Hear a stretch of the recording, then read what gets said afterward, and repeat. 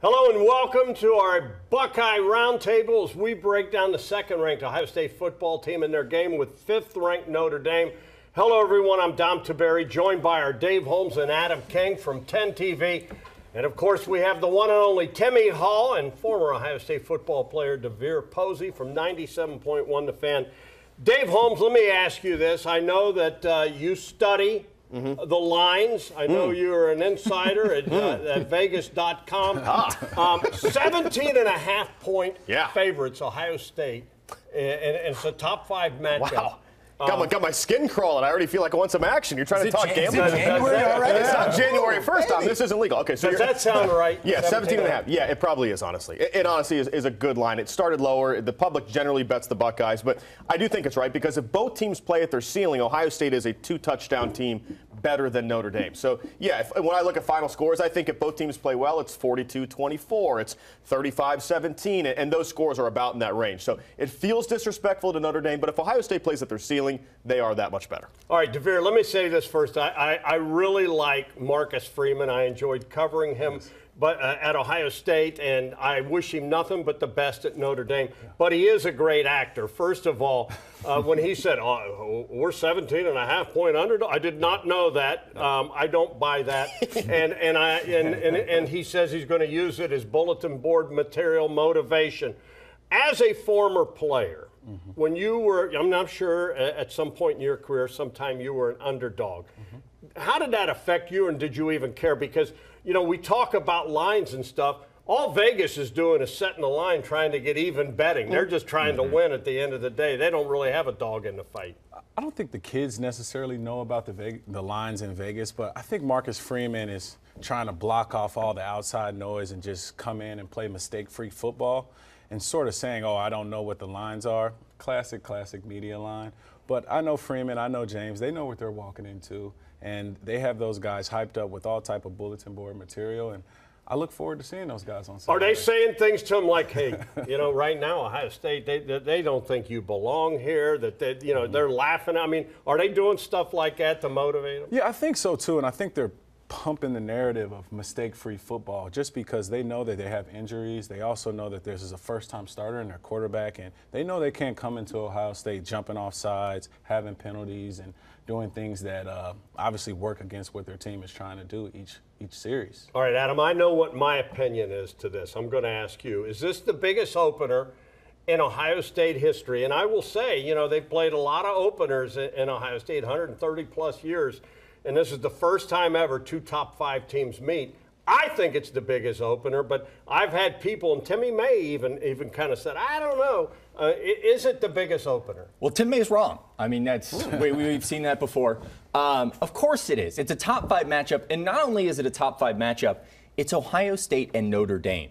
I think if it was a top 5 matchup and it was Ohio State and Georgia, yeah, it's still a big game, but the pedigree that comes with the Buckeyes and the Fighting Irish opening the season, I don't think there's been a bigger opener for Ohio State. And then on the field, you're talking about 2 teams that very well, if they didn't play this year, could win out and meet in the playoff, meet in the national championship game, that now are going to figure it out in week 1, and there's no prep. There's no FCS team that Ohio State gets to line up and beat 70-0 to figure things out. They've got to go out of the gate, first quarter, 7:30 kick. The only thing I'll say to Timmy's defense, guys, is that, you know, he even said, I don't know who voted. I mean, the voters decided that Notre Dame was a top 5 team. Exactly. Are they really No. a top 5? And Tim brought up the game in the 80s when I think it was 6th ranked Ohio State took on, I think they were 2nd ranked Alabama. That was a big game. But I mean, you know, the only people who love Notre Dame more than the pollsters are the people who do recruiting rankings, Don. They get the benefit of the doubt all the time based on the brand. I think they're a top 10 or 15 team.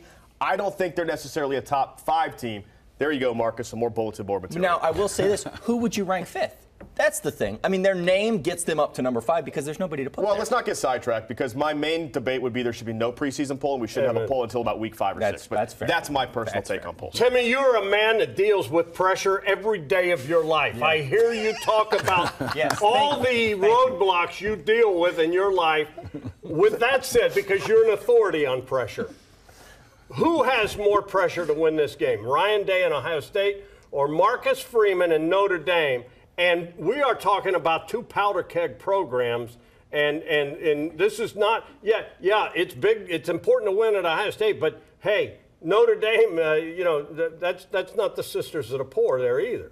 Well, I mean, guys, to look at pressure, you got to look at what the expectations are. I'm not going to say like there's zero expectations for Notre Dame to get the job done, but just, I mean, imagine, I'm trying to wrap my mind around what it would be like in the college football world if Marcus Freeman walked into his very first game and won it against Ohio State with, like we just discussed, it's a 17.5-point favorite. The only thing I kept writing down, and I'm not one of those guys to go with the Ohio State wins by 45 guys in their first game of the season, especially when it's against. I know a guy. Yeah, I know.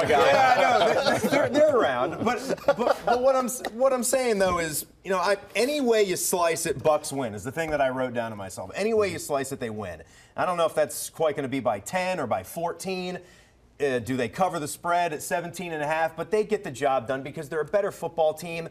And yes, Ryan Day has got much more on his plate. I mean, I was reading an article recently that talked about, for the first time you lose that game to the team up north, he's getting heckled in the grocery store. It's not 100% anymore in this town where it's probably 95% still, but it's not 100% where guys are coming up to you and saying, oh, let's get the picture. It's what was wrong with the fronts in that Michigan game? Yep. What was wrong with the O-line and the D-line in that Michigan game? You've got to stop heckling Ryan Day.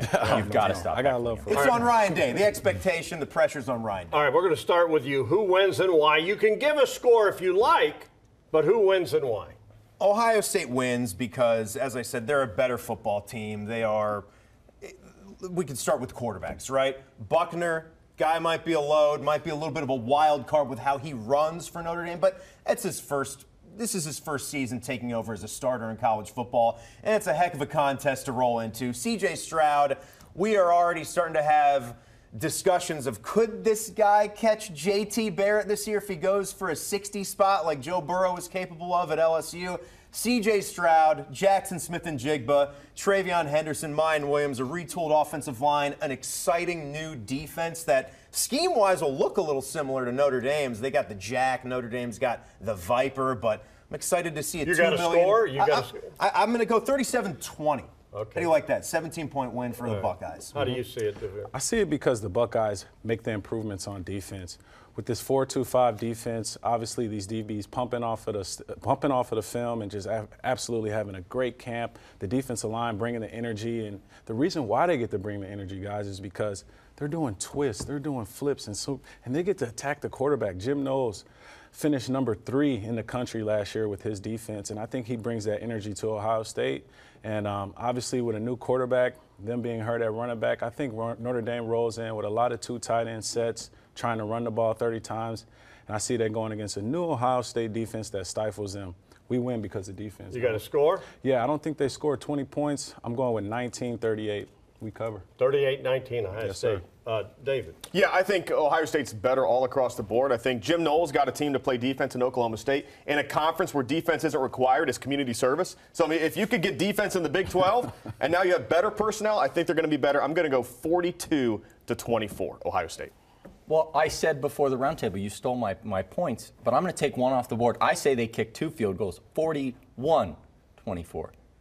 Wow. I think Ohio State gets the win. Well, I think it's just like the Price is Right. It is. Well, you went above me. Okay. You went above me. No, I just think they're amazed we all picked Ohio State. Now, hold on. Timmy, did you pick that tie out this morning or just randomly? You gave it to me. I had to wear it. Timmy, we haven't all taken Ohio State. There's still one guy left. Let me just say this. Let me just say this. So 72-3. And you might want to get a double screen because Timmy will, he'll get this face like, oh my God, Here it comes. Hey, Ohio State's offense is for real. Okay. Yeah. Now, the only hope, in my opinion, Notre Dame's defense is what could keep them in this game, but I just don't see it.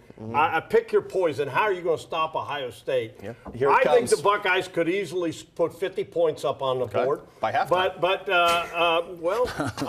I'm taking Ohio State 49-17. That is 49-17. That's a little low, Dom. That's conservative for you. Yeah. I just think What do you think? What do you think they do wrong? I think if Ohio State, I think Ohio State wants to make a statement in this game. I think they have been on a slow burn ever since that game up north when they're not physical, they're not this, and I think hell is going to be unleashed Saturday night. At least that's what Ryan Day wants to do. He wants to unleash it and make a statement. The Hellfire Club. Weirder things happen. Injuries are the great equalizer and everything. But I think if Ohio State can put the pedal to the metal, it's going to be like Urban in his last game in the shoe. It would be like that against Michigan. That's what they would. Right. Now, that doesn't mean it happens, but I think that's what they'd like to. I give you credit. Guys. I like that. Huh? I like the last game against Michigan with Urban. I think that's possible. Yeah. All right, guys, great stuff. Keep it on 10 TV, 97.1 The Fan for all your Buckeye football needs.